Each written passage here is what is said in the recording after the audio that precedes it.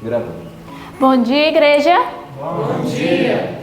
Bom dia para você que está aí em casa. Que seu dia seja abençoado, que você venha entesourar a palavra de Deus em seu coração. E venha ser conduto de bênção também através desse vídeo, passando para outras pessoas. Bom dia, professora. Bom dia, Juju. Você acordou bem? Sim. E agora, para começar essa semana especial, nós vamos fazer o que, Juju? Vamos chamar nosso Deus para ficar juntinho. Vamos orar? Querido Deus e amado Pai, muito obrigado, Senhor, por mais um dia que o Senhor nos concede, estar mais pertinho, sentir a Tua presença em nossa vida. Abençoa, Senhor, todas as famílias que estão aí assistindo o ano bíblico, que estão lutando, Senhor, para aprender do Senhor e colocar em prática. Coloca, Senhor, a Tua bênção nesses lares e que o Senhor possa visitá-los, Pai, que eles possam sentir a Tua presença nessa semana. Em nome de Jesus, amém. E para o dia ficar mais alegre, ficar mais feliz, nós vamos pensar em coisas boas. É tão bom quando a gente pensa que está perto de casa. Você já ficou longe da sua casa há muito tempo? Nós também estamos longe do nosso lar. O nosso lar não é aqui, não é? Vamos cantar esse hino para adorar ao Senhor?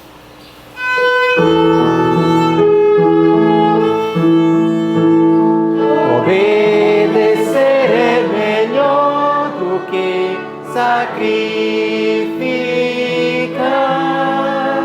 Melhor é sempre atender a Deus e a lei guardar. A Deus com fé, nossa alma volvamos a sua lei, obedeçamos,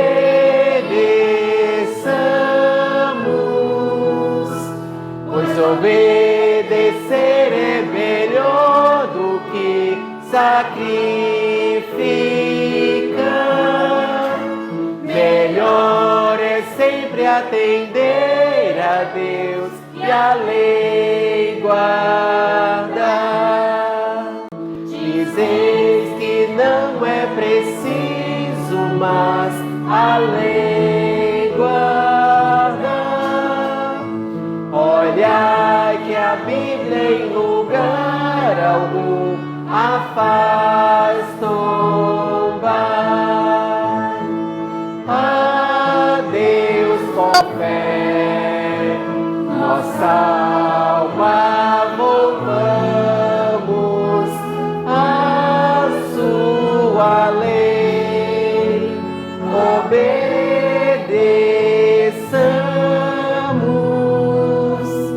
pois obedecer é melhor do que sacrificar.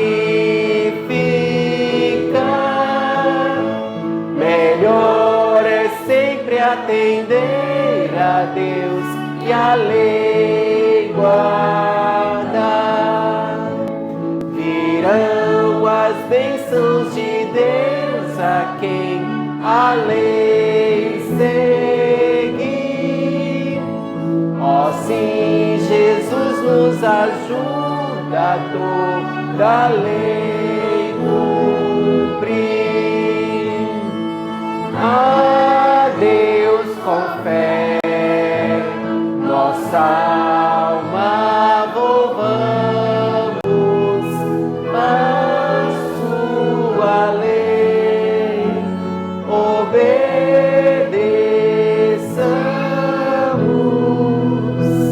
pois obedecer é melhor do que sacrificar. Melhor é sempre atender a Deus e a lei guardar.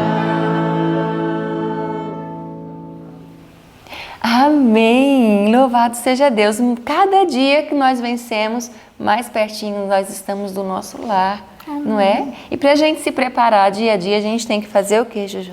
Temos que entesourar a palavra em nosso coração, porque sabemos que vai chegar um tempo que não vamos ter a Bíblia nas nossas mãos para ler. Mas se você guardar cada palavra do Senhor em seu coração, você não vai precisar de Bíblia. Nas suas aflições, no seu dia a dia, você vai ter a palavra em sua vida. E começou um verso novo, né, professora? Sim. Uma palavra nova para você colocar em seu coração. Que se encontra lá em Atos 20. É 20? Que se encontra lá em Atos 20, do 28 ao 30.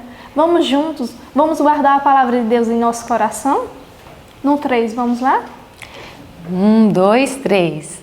Atos 20, do 28 ao 30. Olhai, pois, por vós e por todo o rebanho, sobre que o Espírito Santo vos constituiu bispos, para apacentardes a igreja de Deus, que ele resgatou com o seu próprio sangue. Porque eu sei isto que, depois da minha partida, entrarão no meio de vós lobos cruéis, que não pouparão ao rebanho, e que de entre vós mesmos se levantarão homens que falarão coisas perversas, para atraírem os discípulos após si. Atos 20, 28 ao 30. Atos 20, do 28 ao 30.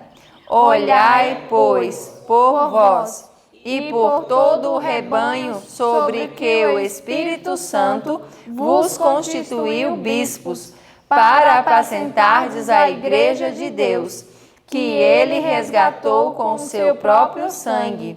Porque eu sei isto que, depois da minha partida, entrarão no meio de vós lobos cruéis, que não pouparão ao rebanho, e que de entre vós mesmos se levantarão homens que falarão coisas perversas, para atraírem os discípulos após si. Atos 20, do 28 ao 30.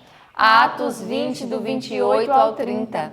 Olhai, pois, por vós e por todo o rebanho, sobre que o Espírito Santo vos constituiu bispos, para apacentardes a igreja de Deus, que ele resgatou com seu próprio sangue. Porque eu sei isto, que, depois da minha partida, entrarão no meio de vós lobos cruéis, que não pouparão ao rebanho, e que de entre vós mesmos se levantarão homens que falarão coisas perversas, para atraírem os discípulos após si. Atos 20, do 28 ao 30. Amém. Fique agora com o estudo, que preste bastante atenção em cada palavra que for dita, porque você vai precisar, um dia você vai estar em qualquer situação que você vai lembrar dessas palavras que Jesus coloca em seu coração e em sua vida. Amém. Que Deus abençoe você e até a próxima. Tchau, tchau. Bom dia novamente, irmãos. Bom dia. Que Deus possa estar iluminando a vida de cada um de nós.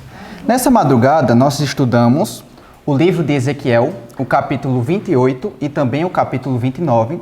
Também estudamos o Evangelho de Lucas, o capítulo 17, e o capítulo 55 do livro O Desejado de Todas as Nações, que teve como título Não com Aparência Exterior. E antes de abordarmos os ensinamentos proferidos tanto no Evangelho de Lucas quanto no livro Desejado de Todas as Nações, vamos para o livro de Ezequiel, o capítulo 28 e o capítulo 29. Ontem nós começamos a falar sobre as profecias e juízos que a nação de Tiro iria receber. O interessante é que Deus gastou tempo, não sei se eu posso falar essa palavra, mas ele insistiu por relatar e deixar explícito para nós as coisas que iriam acontecer com Tiro. Desde o capítulo 26, passando pelo capítulo 27, capítulo 28 e um pouco do capítulo 29, veio falando justamente sobre Tiro. Mas por que Deus gastou tantas palavras, digamos assim, para falar sobre essa nação? A situação é que Tiro estava numa decadência tão grande que eles estavam começando a refletir o próprio caráter de Satanás. No capítulo 27, vem falando sobre o que Tiro sentia no coração e falava. Ele dizia o seguinte: eu sou perfeito em formosura. Logo no início do capítulo 28, por meio do profeta Ezequiel, Deus mandou a seguinte advertência para o príncipe de Tiro.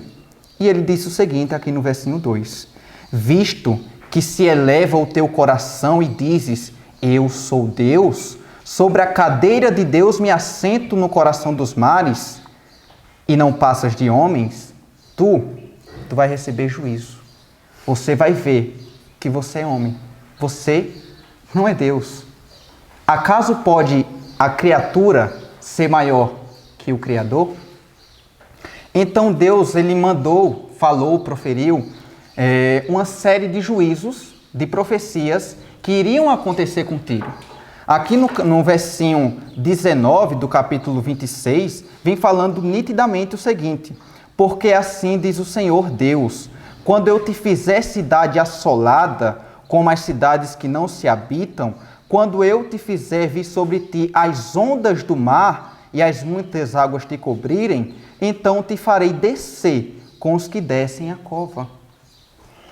E o interessante é que a história confirma o triste fim dessa grandiosa nação. A cidade de Tiro era dividida em duas cidades. Eles eram muito poderosos. Uma dessas cidades ficava na terra firme e era extremamente rica e fortificada. A segunda cidade ficava em uma ilha. Então, além de ter a proteção natural do mar, também era muito fortificada. E essa ilha, a distância da margem até a ilha era de aproximadamente 1 quilômetro. Então, sabe o que aconteceu? Deus usou Nabucodonosor, o rei da Babilônia, para atacar primeiramente a cidade que se encontrava na margem, na terra. E com incrível 13 anos de cerco, então Nabucodonosor conseguiu conquistar essa nação de Tiro. Mas ainda havia a outra cidade que se encontrava ali, naquela ilha, e passam-se 200 anos. E agora o Império Grego estava dominando sob o comando de Alexandre Magno, ou Alexandre o Grande. E não tem aquelas ruínas, Sara, que ficou da primeira cidade que foi assolada por Nabucodonosor? Alexandre o Grande pegou aquelas ruínas e colocou tudo dentro do mar, fazendo um caminho para que seu exército pudesse passar por ele.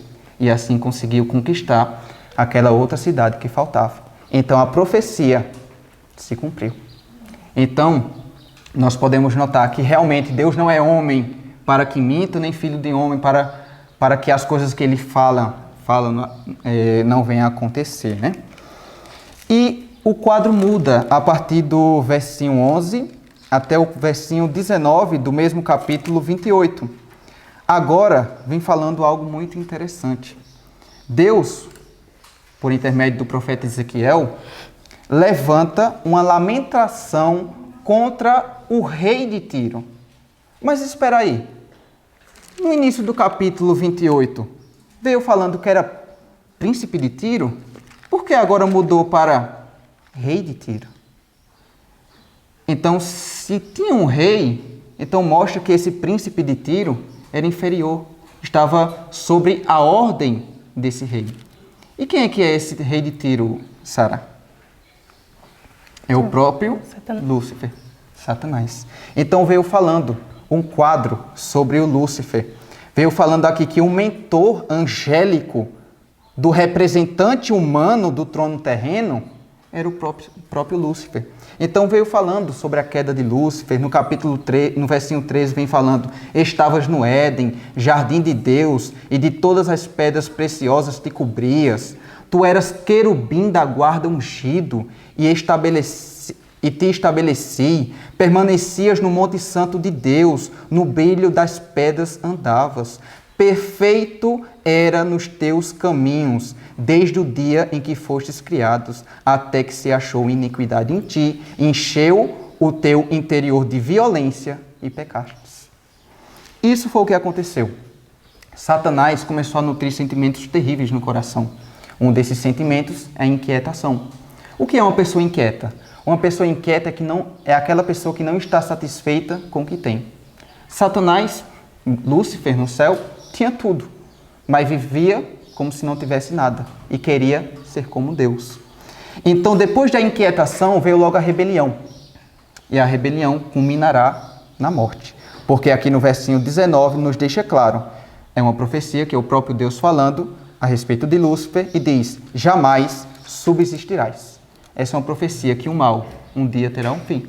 E por meio de Jesus Cristo, morreu na cruz, os dias de Satanás e das confederações e de sua confederação do mal estão com os dias contados para a honra e glória do Senhor. Você falou aí sobre inquietação. Uma pessoa inquieta é uma pessoa que ela não se conforma, né, com o que ela tem, então ela se rebela contra Deus. Eu achei interessante, David, aqui no versinho 10 do capítulo 28, que fala como seria a morte vergonhosa, né?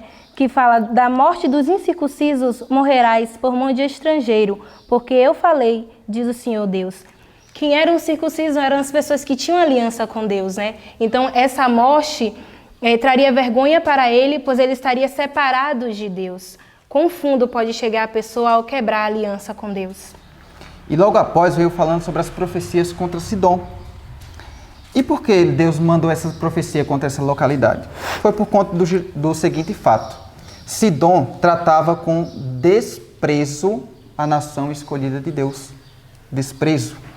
E o interessante é que enquanto a nação de Israel estava sendo educada lá na Babilônia, Deus ele estava fazendo os meios para que quando terminasse a educação deles e eles pudessem voltar-se para Deus e voltar a habitar na terra de Israel, pudessem encontrar ali uma localidade segura.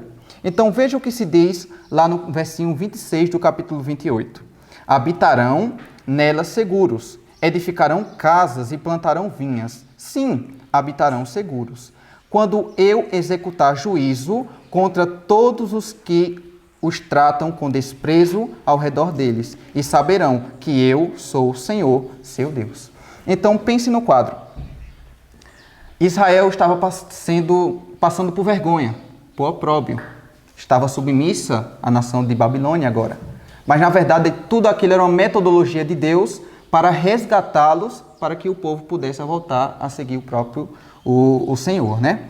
Mas o interessante é que enquanto eles estavam sendo educados por Deus lá na Babilônia, Deus já estava preparando o retorno deles. Já estavam eliminando ali algumas nações para que quando Israel pudesse voltar do cativeiro babilônico, encontrasse uma localidade segura para eles habitarem. E fazendo um paralelo para nossos dias. Sabemos que estamos vivendo num mundo terrível de trevas, de pecado, mas nós sabemos que nós temos o auxílio de Deus. E o interessante é que enquanto nós estamos aqui, recebendo o auxílio de Deus, Deus está lá no céu, preparando a habitação segura para seus filhos. Amém. Então, irmãos, logo, logo, as angústias passageiras vão se tornar alegrias eternas. As dificuldades do presente tornar-se-ão a felicidade do futuro. As batalhas do agora serão a vitória do depois. Os conflitos do hoje passarão a ser a paz do amanhã. E as derrotas atuais vão se transformar nas glórias da eternidade. E para nós concluirmos essa parte do livro de Ezequiel, que é o capítulo 29, aqui venho falando sobre a atitude de um Deus poderoso reduzindo à humildade uma nação outrora orgulhosa, que foi a nação do Egito, né? E agora nós vamos partir para o relato que se encontra lá em Lucas, no capítulo 17. Nós vamos fazer uma breve recapitulação, depois partimos para o livro Desejado de Todas as Nações. Então, como vimos aqui no livro de Lucas 17, no capítulo 17, começa com uma ótima lição para nossas vidas, que fala sobre o testemunho, fala sobre pedra de tropeço. E aqui no verso 1 diz assim: é impossível que não venham escândalos, mas há daquele por quem vierem. Melhor lhe fora que lhe pusessem ao pescoço uma mó de atafona e fosse lançado ao mar, do que fazer tropeçar um destes pequenos. E vai a pergunta aos nossos corações: como temos testemunhado para as outras pessoas? Através da nossa fala, através das nossas vestes, das companhias que nós andamos. Nós somos um livro para as pessoas. Como essas pessoas têm lido a nossa vida? Essa é a lição que esse capítulo 1 deixa para nós. Será que as pessoas olham para nós e falam assim: eu não vou seguir esse caminho porque Sara estava andando desse jeito? Nós somos as testemunhas do Senhor, somos uma carta e as pessoas precisam ler e acreditar nessa carta. Infelizmente, ou felizmente, a única Bíblia que o pessoal lê lá fora é justamente as nossas Bíblias, né? Com certeza. E aqui no verso 4 também fala sobre o perdão. Quantas vezes nós temos que perdoar o nosso irmão? Quantas vezes temos que perdoar? E Cristo nos deixou exemplo. Sempre devemos perdoar. Sabe, quando eu tenho dificuldade de perdoar alguém, porque nós temos essa dificuldade, eu costumo olhar para mim e dizer quantas vezes eu me coloquei de joelhos e Deus me perdoou. Muitas e muitas vezes. Por que que eu não tenho que perdoar o meu irmão que tem essa mesma tendência que eu de cair? É por isso que Cristo, ele é misericordioso e nos ensina a ser misericordioso também. E o perdão, David, o perdão liberta. Sim. Quantas pessoas poderiam hoje estar livres de doenças, estar livres de hospícios, né? Só de perdoar e só de oferecer o perdão. O perdão, ele liberta. Então essa é a lição que esse versículo nos deixa também. E aqui no verso 5 nós vimos que os discípulos, depois que Jesus falou isso, ele disse: acrescenta-nos a fé, né? Os discípulos pediu: me ajude a ter fé, me ajude a perdoar. Sabe, Jesus, ele, por nós mesmos, nós não conseguimos ter esse sentimento. Nós não conseguimos perdoar facilmente. Sabemos que é Jesus que coloca em nós esse sentimento. E é de joelhos que nós temos que nos colocar e pedir para Ele colocar. É Ele que aumenta a nossa fé. Foi Jesus que aumentou a mulher do fluxo de sangue, a fé da mulher do fluxo de sangue. Foi Ele que ajudou ela a ter fé. Então, quando nós não conseguimos perdoar, vamos até Jesus e pedimos: Senhor, aumente a minha fé. Me ajude a ter amor para perdoar o meu próximo. E do versinho 7 até o verso 10, veio falando uma ilustração, um tipo de parábola, né? Onde Jesus, de maneira bem até dinâmica, deixa subentendido o seguinte: qual dentre vós, sendo senhor, vê o seu servo trabalhando, aí diz: olha, quando você voltar, pode vir, porque o almoço já eu deixei pronto para você, e depois que você terminar de tomar a sua refeição, então eu tomo a minha refeição. É uma situação normal? Claro que não, porque o ideal é que o servo sirva ao seu senhor. Mas o fato do servo servir ao seu senhor, o servo, ele precisa se exaltar ante essa situação? Claro que não, porque ele está fazendo nada mais, nada menos do que lhe é devido. Nós somos servos de Deus. Fomos comissionados a pregar, a levar a mensagem de salvação para todas as pessoas. E nós, quando fazemos isso, devemos deixar que a soberba entre em nosso coração? Claro que não, porque nós estamos fazendo nada mais, nada menos do que nos é devido. E termina o relato, aqui do verso 17, falando sobre a cura dos 10 leprosos. Nos estudos que vão vir ainda, nós vamos falar mais detalhes sobre esse relato. Então, agora nós vamos para o centro do estudo dessa madrugada, né? E partindo também para o livro Desejado de Todas as Nações. Então, nós vimos aqui o verso principal do estudo de hoje, que está lá no verso 20, que foi quando os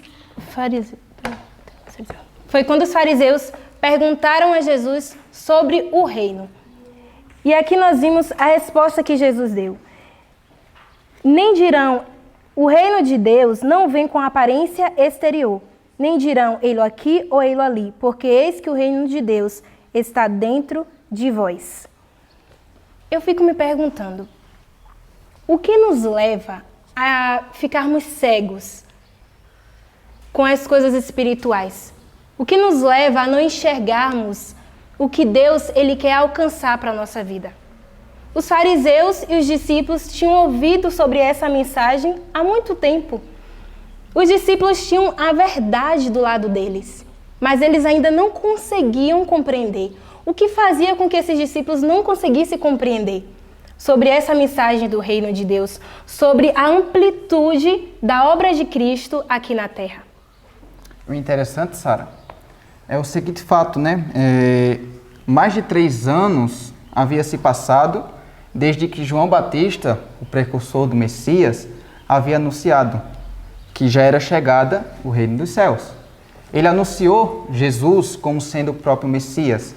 Mas João morreu, passaram-se esse tempo, e Jesus não queria adquirir ou tomar a posse do reino deste mundo. E eles ficaram, então quando que vai vir o reino dos céus? Então Jesus, feito você muito bem falou, disse, o reino de Deus não vem com a aparência exterior, porque eis que o reino de Deus está dentro de vós. O reino de Deus começa no coração. Então, quando fala reino de Deus, o que vem primeiramente na mente? Eu imagino, o que vem na minha mente logo, o reino de Deus é viver para sempre ao lado de Jesus, num lugar restaurado, num lugar onde não vai mais existir morte, nem planto, nem clamor, nem dor. Também é, mas é muito mais que isso. O reino de Deus começa a partir do momento em que nós aceitamos Jesus como nosso Salvador pessoal. Começa aqui. E mesmo vivendo numa terra de iniquidades, de tristezas e angústias, quando nós temos Jesus como nosso Salvador pessoal, apesar das guerras exteriores, nós temos uma paz interior.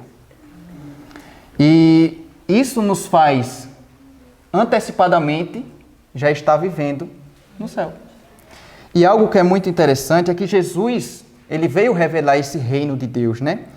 Contudo, infelizmente, tanto os discípulos quanto a própria nação, por conta do espírito egoísta e terreno, não reconheceram isso.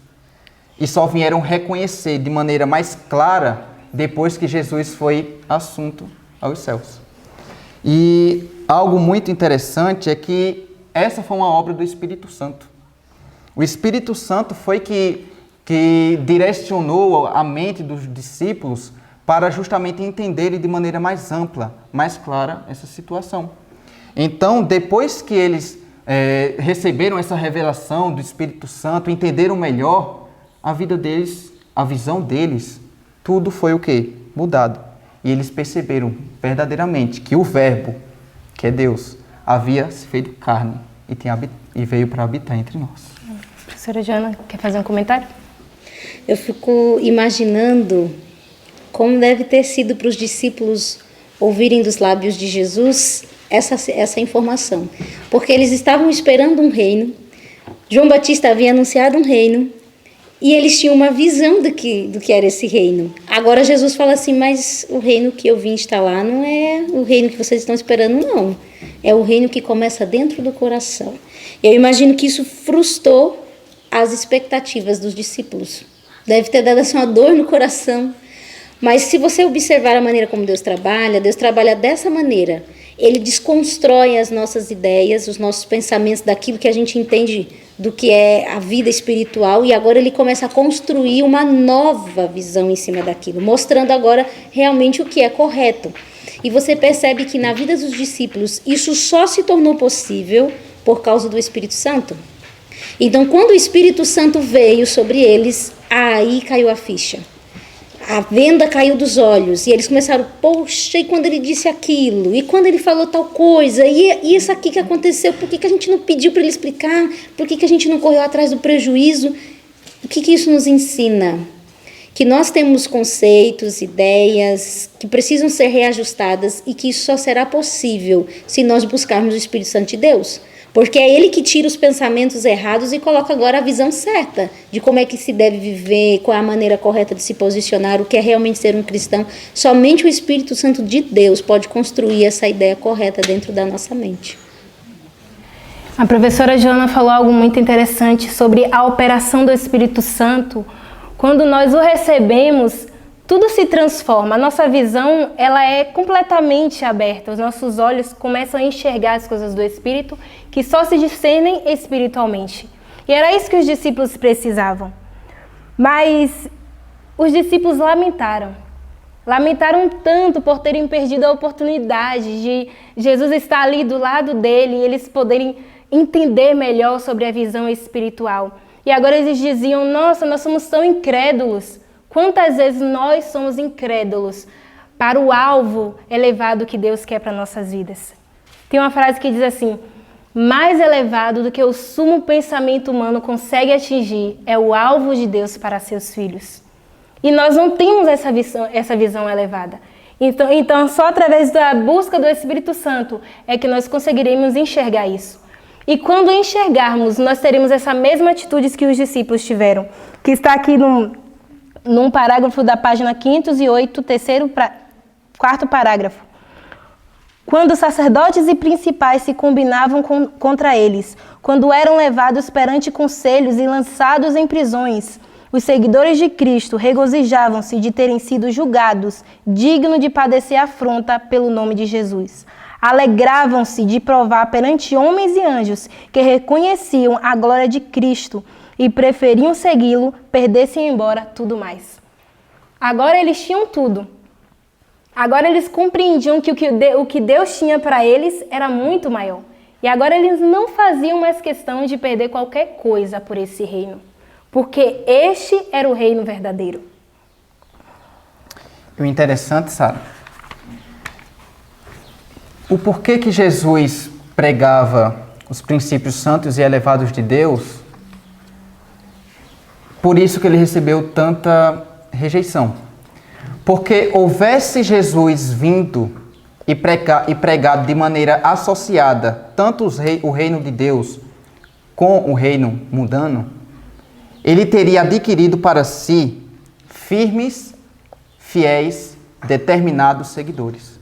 Mas como que ele veio pregando o reino dos céus, os princípios santos e elevados de Deus, isso proporcionou, infelizmente proporcionou que ele tivesse uma assinalada rejeição. E muitos rejeitaram. Porque as coisas dos céus não estão associadas com as coisas desse mundo, com a ideologia mundana. E Jesus veio mostrar isso e veio revelar isso. Mas, infelizmente, por conta da incredulidade de muitos dos seus próprios discípulos, eles não compreenderam essa real missão. Então, o reino de Deus é totalmente diferente do reino mundano. E nós, como um povo de Deus, escolhido para pregar essa mensagem, para pregar sobre esse reino eterno e pregar sobre esse Jesus, devemos trazer para nós, buscar uma fé grandiosa em Cristo e devemos apresentar de maneira fiel. E quando alguém perguntar para nós, quem que é esse Jesus aí, esse rei que veio estabelecer esse reino eterno?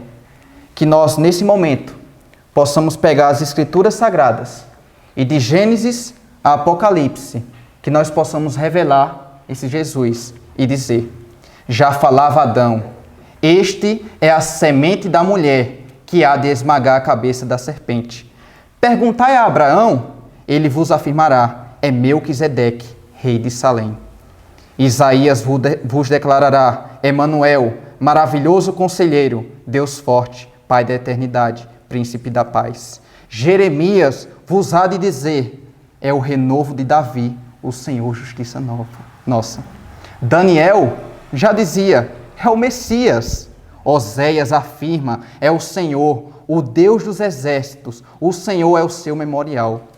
Exclamará João Batista, eis o Cordeiro de Deus, que tira o pecado do mundo. O próprio Deus disse: este é meu filho amado. E nós, seus seguidores e discípulos, declaramos: este é Jesus, o Messias, o príncipe da vida, o redentor do mundo. E até os príncipes das potestades falavam: bem sei que és o Santo de Deus. Então que nós possamos revelar de maneira clara esse Messias e esse reino de Deus que ele assim veio pregar. Que Deus possa estar abençoando e iluminando a vida de cada um de vocês. Amém.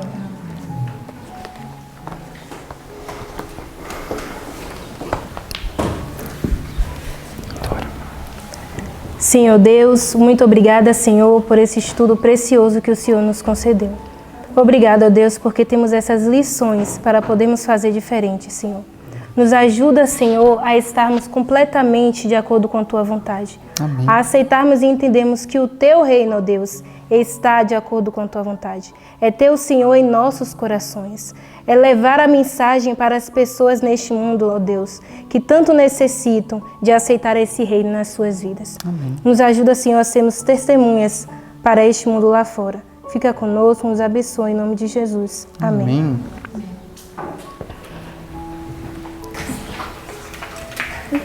Um abraço e até amanhã. Até amanhã.